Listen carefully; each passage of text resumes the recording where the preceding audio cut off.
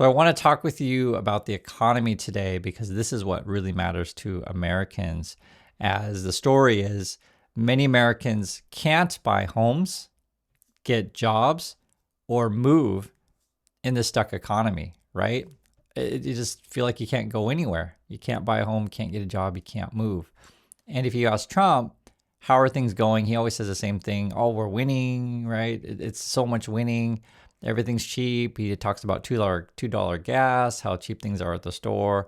It's ridiculous, right? Because you guys know what's happening on the ground, right? People can't get homes, they can't get jobs, they can't move. Also, what Trumpers is up to today, him and the whole gang, they're going to be at the Charlie Kirk funeral. And effectively, it's going to be really expensive. I haven't seen a price tag yet, but I know there's tons of Secret Service agents there and etc. Because Trump and the whole gang, the whole MAGA gang, and all of his administration are going to be there. And then all the YouTube channels will talk about, this is the stupid thing Trump said. This is the stupid thing that Vance said. I'm sure that's what it's going to be. But my big concern is how much are we paying for said thing? And this big event is going to end up just being a big campaign funding event for Charlie Kirk's organization. So that's what's going on. What else are we spending taxpayer dollars on while Americans are struggling? Trump, I guess he wants to go back to Afghanistan. Is that what we're doing? Try to keep these eternal wars going. That's what this game is all about, right? Propaganda, 1984 style, and eternal war. Keep spending money on this stuff, and you wonder why Americans are struggling. Or I guess we're going to start a war with Venezuela, a third strike, which I talked about before in a prior video.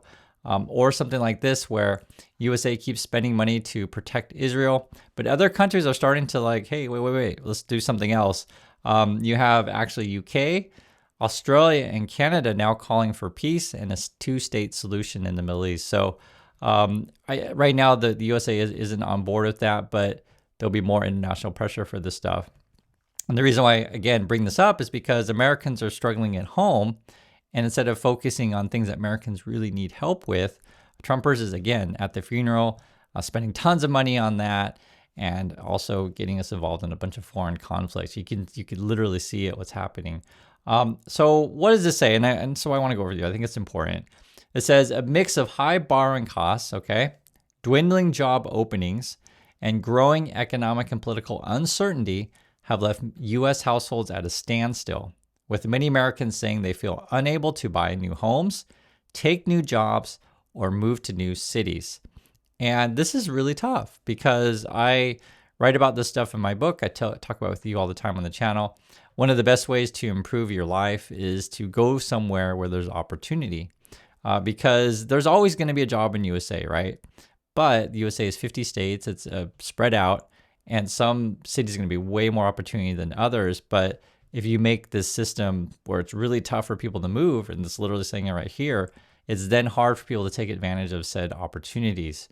What else does it say here? It says the Federal Reserve's interest rate cut last week, the first of the year, with the expectation that more will follow. So the idea is that if the Fed cuts rates, that will encourage companies and people to start borrowing again, put everything into credit, and hopefully things will get going that way. But the problem is that there's so much uncertainty due to Trump's tariffs. So, and then you also have the rising inflation. So there's multiple problems. And this is why when Trumpers, again, is focusing on other things, not focusing on helping the regular people, really, really hurts. So it says here, so I guess Fed Reserve cutting may have boosted stock prices, but it isn't likely to make much of a difference to everyday Americans, right? Economists say, while the economy is generally in good shape, many people feel stuck. And when you talk about this kind of stuff, be it, hey, this is what Trump brags about. He'll say, hey, the market's doing great, fantastic. Doesn't necessarily affect your daily life. Or say, when people say the economy is good, well, maybe if you look at the overall numbers, it might seem that way. But there's a larger and larger portion of people out there struggling. You're just basically having a divide between rich and poor. And you're also having the erosion of the middle class.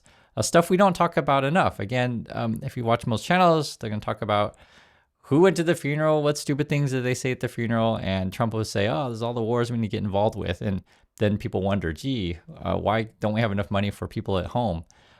What's a quote here? This is from the Manhattan Institute. So this is from the conservative side. They say, consumers have been increasingly paralyzed by economic uncertainty, tariffs, rising inflation, and chances of recession. Again, these are all Trump-induced things. And that's why they don't want to talk about it, right? They don't want to talk about the damage that Trump is doing or the money that he's funneling to his billionaire buddies. A quarter point change in the federal funds rate isn't going to solve those problems. Wow, so from the conservative side's even saying that. There are much larger headwinds holding back the economy that must be addressed first.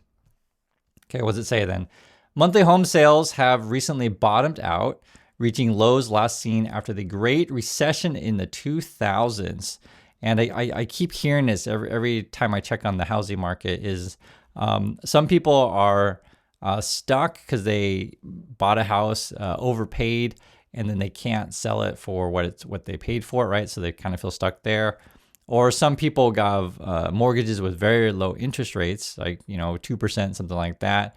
And essentially, if they move, they would have to go get a mortgage at a much higher rate, so it's not really worth it for them.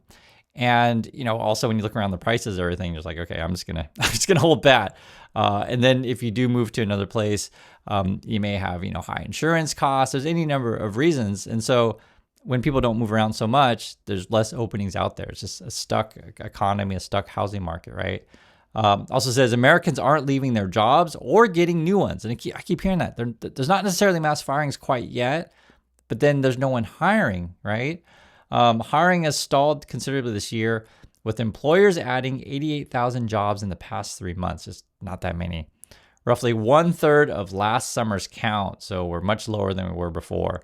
And the census data shows that Americans are generally moving less to new homes or cities than they have in decades. So what is this chart? It says Americans are increasingly staying put, percentage of U.S. population that moved in the last year. So back in 2006, that's where this chart goes. It's like, okay, how many people moved in that year? So what would this been about 20 years ago?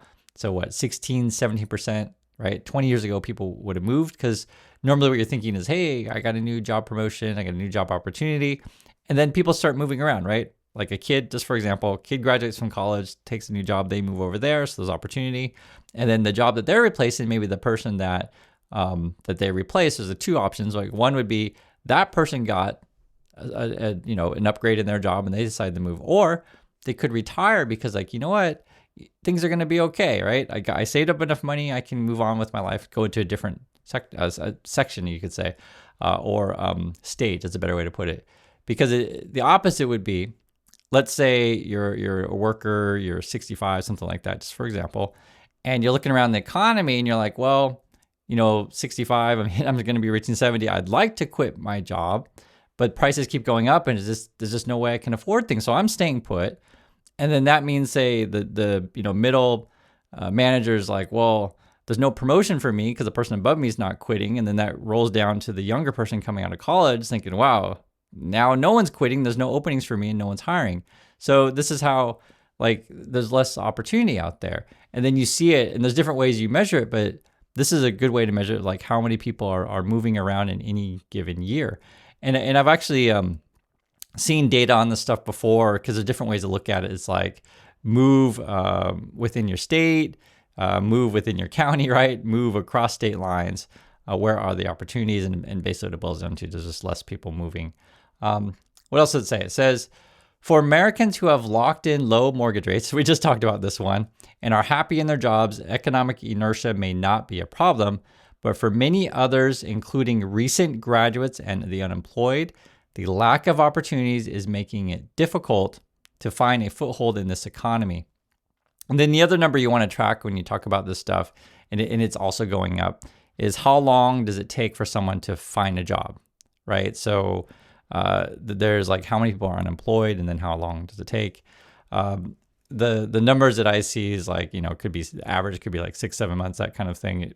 It keeps ticking up, but I know anecdotally from people in our community, and also I've told you about before, my personal friends, I hear stories of well over a year, and that is a long time to be out of the workforce, and it's a deep struggle out there, and unfortunately, it appears to be getting worse. So at this stage, and I also understand this, for some people, they're just I have a certain level of job that I'm waiting for. I just have to take that to match my skills.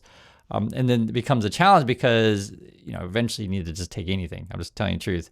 But if you do that, and I'm not saying that's bad because you want to work and you want to keep food on the table, but I'm saying if you've ever worked a job where you feel like you're well overqualified, for the job, it becomes really frustrating to be in said thing, and you feel like your boss isn't, we'll put it this way, particularly qualified either, and you just feel like, man, I could do my boss's job and my job at the same time, and that creates frustration. So there's a lot of frustrations at work regarding that kind of thing, but this is what it is when you got to put food on the table.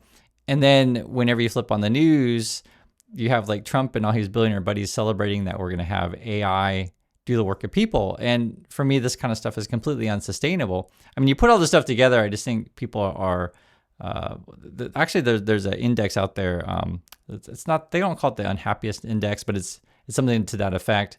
It's basically when you add up the number of inflation with the number of unemployed, and it's like the weary index or something like that. And you guys can look this one up and you can write in the comments. I just remember that's the two numbers that you look at. Like when unemployment goes up and inflation goes up, you add those two together, and it's bad. It's a bad sign, effectively. And you go back into like an era of, say, like the 70s and 80s, when you had stagflation, and that seems to be the direction that we're going. You see it in the indicators here. So what else does it say? It says job switching is so fundamentally important to the economy's health, right? Stuff that we've been talking about here. This comes from the Indeed hiring lab. They say you really, really do need churn. That's the best way for workers to get better wages and to move labor where it needs to go. Right now, we're in a stagnant place where people can't progress in their careers, right? So again, you need new graduates to have opportunities, middle management to have opportunities, and you need some workers, just privileged rank, to move out of the job market and go on to do other things, but everyone's stuck here. So here's an example. This is from Jacinda Schneider. They say a 23-year-old in South Carolina feels stuck in just about every way. And you guys may have kids that are at this age, or you're yourself at the age of 23. Nearly a year after graduating with a degree in environmental science, she's still looking for a job and living with her mother. The combination of few work opportunities and high housing costs are making her feel increasingly closed in, she said. Snyder doesn't have a car and can't afford to move, leaving her with limited job prospects, right? And so therein lies the main challenge. There may be a job for her, for example, in another city, but it's really expensive to move. And then sometimes if you go to certain cities, you have to have a car when you go there because there's no good public transportation. And that's why I always tell you guys, like, for me, public transportation is a big one to support people, because, you don't have to, car costs are really expensive, but I understand insurance companies, oil companies, and the car companies want to keep you buying forever. And then the housing cost situation is, we need to build more affordable housing for people. The way it's been, lately was a couple things. One is Wall Street is heavily involved in into the housing market, so they're buying up a bunch of stuff, right? The other thing that they're doing is they're incentivized to only build more luxury and things because they get higher profits for that stuff. And also zoning laws in local communities. There's a lot of things at play here. Or if you want to address like high insurance costs, if we're not, building the infrastructure to protect our just nation's homes from any sort of natural disasters. It could be natural disaster monitoring or reorganizing our cities. So we build protections in place. There's any number of things that you could address this stuff, but I'm saying that all the stuff is connected, and it's frustrating because, and if you turn over to the Trumper channels, they're just going to talk about how we need to go to war and spend more money on the military. But these are the stuff that really affects people, right? You can just see it in her example. They say here, getting a job is so hard right now. Finding a place to live is hard. There's just no way to have stability. What else does it say? Nearly twice as many Americans, 63%, say it is a bad time to find a job. So 63% of Americans say it's a bad time to find a job than those that think it's a good time to find a job. And that's coming from the latest poll. Another survey by the New York Fed this month found that Americans' confidence in their ability to find a job is at a record low, right? And so this is what regular people are saying on the ground. It's just a really tough market. And again, I hear it from many Americans in the community. I can't speak to what's going on in Australia, Canada, UK or Germany, France, wherever you're listening from. But I'd like to hear from you guys from international if you feel like the American situation is similar to the situation in your market. That I can't comment on, but I do know the American situation. Also says here, although people who switch jobs have historically enjoyed higher wage increase than those who stay in the same position, that dynamic has recently reversed. So normally you would change a job because you're going to get paid more, which is usually why you do it. Job stayers have gotten higher pay increases than job switchers for the 6 of the past 7 months. That's according to the Fed. If you have a job now, you're likely okay. It's the people on the outside who are struggling. So here's an example of an older worker. Charles, who is 64 and lives in Maryland, lost his federal contracting job in information technology about a year ago. And there's different people in this boat, either from Elon Musk Doge stuff who are firing federal workers, or you're connected to said things, right? Sort of like, you're not necessarily a federal worker per se, but connected to it. Because it's said here, it's like he lost his federal contracting job. So, and actually that was another thing too, that I heard that the Musk they were firing a lot of, like, I don't know if part-time's the right word, but you can call it contractor. Because they were, some employees are permanent, some are not so much. This person says, since then, he has applied for more than 150 positions without success and recently began working part-time at a grocery store. And that's, again, what we talked about before, when you take a job because you need something. Quote, I'm used to a higher income and having more stimulating work. So he's bored his job, which makes sense. I understand that. And then says he spoke a condition of anonymity because, don't want to jeopardize his employment prospects. He says, I'm not sitting idle, but I'm also not moving in the direction I would like. It feels like treading water. And then it says, Charles and his wife have a daughter in college and are quickly working through their savings. But he says there's one bright spot. They bought their home in 2018 before prices and mortgage rates shot up. We are stuck, that's what a lot of people say. We are stuck in a beautiful home at 3% interest, he said. I know for a fact that we wouldn't be able to afford this house now, right? And it says here, many homeowners, including those who locked in low rates during the pandemic, are in similar positions around the country, contributing to the housing market's gridlocked. Interest rates for the 30-year fixed mortgage are hovering around 6.3%. So he got in at 3%. The average right now is around 6.3, 6.5, something like that. So it would be double if he were to leave. And then this is the home sales here. It says home sales have tumbled after the pandemic. And again, this is really reflecting both the housing market and the employment market. Just no one's moving around. And if you guys are experiencing this, I want to hear from you. If you feel like you're stuck in your house, it just sounds funny because it's like, people that really would like to move. But just like, I got 3%, whatever. And then it becomes a challenge of, let's say in that person's situation, they were offered a job somewhere else in the country. Would they take it? They'd have to get a higher mortgage. You could rent theoretically too, right? That doesn't necessarily have to buy. But it would be interesting because then it depends on, what you can find and how does that make to the overall, quality of life. And this is how also too, I was just saying, like, whenever I talk about this stuff, how, again, supporting just regular people, if you make healthcare affordable, this is just one example, again, transportation, these kind of things, or housing, right? Affordable housing. It just makes it easier for people to take opportunities that are available to them. And actually my personal thing was when I was in college, I've told you guys before several times, I was offered many things in Congress, right? But at that time, it's basically unpaid. It's basically what it ends up being. If you either want to work in a senator's office or you want to work, be it Congressional Research Service or otherwise, a lot of this stuff is unpaid. Or if you want to work in the White House, intern, this kind of stuff. And so then only the rich kids can take advantage of said opportunities. So if you're ever curious why I didn't do the said things, that was basically what it ended up being, is like, I could only take the things that would pay you something. And so oftentimes, you're basically have to work, just for example, have to work at in this person's case, the grocery store or whatever, and you can't take necessarily the best opportunity because the it's just economically not feasible. And so guys, I really understand this stuff when I go through this stuff with you. And that's why it frustrates me, because I know it's easy to tell when you can see people on TV or whatever, politicians that don't understand regular people's lives. Because if they're born rich, it's like, oh, well, it was so easy. My daddy just called, got me an internship, and I just moved out there, right? Well, daddy paid for the plane ticket, daddy paid for the car, and daddy paid for your apartment. So you could do said things. And then Washington becomes filled with those kind of people who have no connection to regular people's lives. And then we're choosing people based on, daddy and mommy's income, not necessarily based on ability. And that's something that's deeply frustrating to me. So I just want to let you guys know I really understand this stuff. Also says the lack of affordable housing and available jobs is contributing to a broader economic immobility. Census data shows that the share of Americans who move has consistently fallen between 2006 and 2023. That's the numbers we looked at before.